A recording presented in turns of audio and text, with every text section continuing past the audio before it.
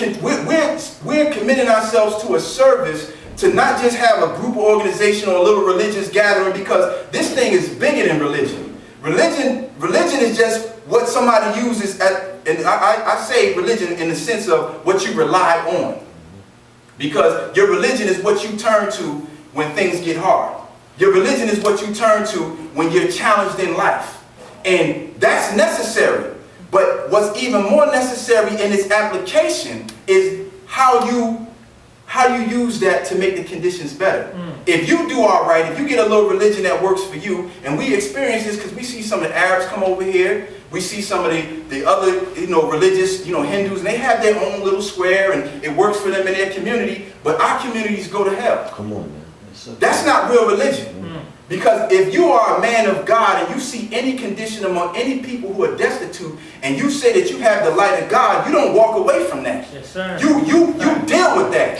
You take that knowledge that you have, you take that light that you have, and you heal that situation. You don't walk away from it. And as a matter of fact, the Honorable Elijah Muhammad told us that Master Farad Muhammad told him that if Prophet Muhammad was in this time, he would have come over here himself. That's the kind of man that you read about in the Hadith, and that's the kind of heart that the Quran came through. Not a person who would look at our condition and walk by it.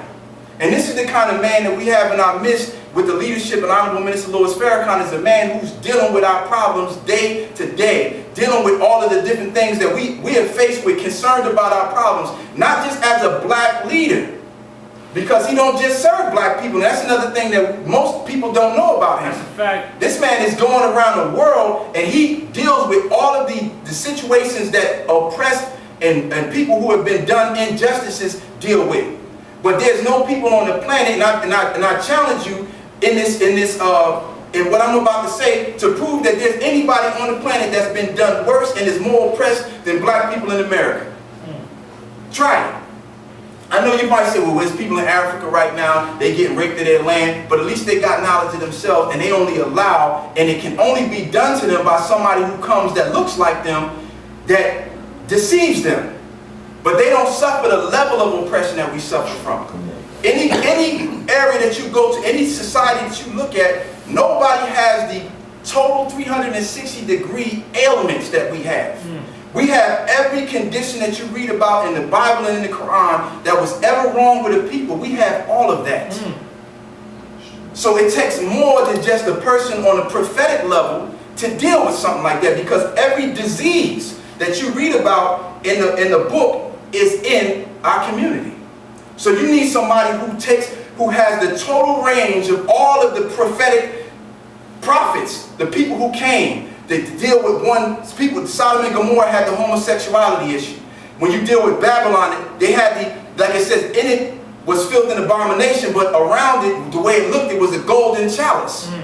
So we knew that there were economical issues, that economy, they said that the God that they served was Mammon. Mammon means wealth, or the fineries of life. So we know that was a false god that had to be dealt with. And it was the core and the root of some of what caused them to suffer deterioration.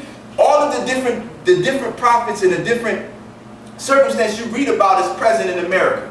So when you have a man to come with divine guidance, he has to have a healing that deals with all those conditions. And he brings a new education. And the education that he brings is unfamiliar to most of the religious communities of his time.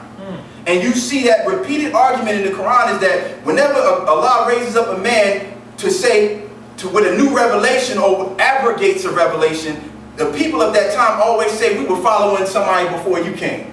Or we following Abraham when Moses on the scene. Or we following Moses when Jesus on the scene. We following such and such when somebody else come on the scene, because they get fossilized in tradition and forget why those rituals and those traditions were given to them. You understand what I'm saying? Yes, so when the man comes on the time, he comes with a new knowledge and a new education that qualifies us to deal with the pending situation. And the reason how we know this is, you can easily mathematically prove that the previous knowledge was not enough to deal with the present situations, because if it was, the present situation would not be as comprehensive as it is right now. there would be more righteous rule. We wouldn't have to go outside and see somebody in skinny jeans. If we were doing if that was enough. We wouldn't go outside and see one Christian battling another Christian. We wouldn't go outside and see another Muslim battling another Muslim. We wouldn't have to look over the Middle East and see the kind of stuff that we're seeing. So with that said, I want to prepare you for the message of a new education, and I want to prepare you to receive the brother that's going to bring that to us. This brother is out of the Harrisburg area, and I want to make a correction that I put on the flyer. I said minister, and he corrected me on that, so I want everybody else to know that he is in the ministry capacity, but he is a representative of the Honorable Minister Louis Farrakhan, and we, like anybody should be we're trying to qualify to be a minister, which is a servant. And with no further delays, no further ado, I would like to quickly and graciously bring on Brother Victor Muhammad. So please receive him with a warm round of applause.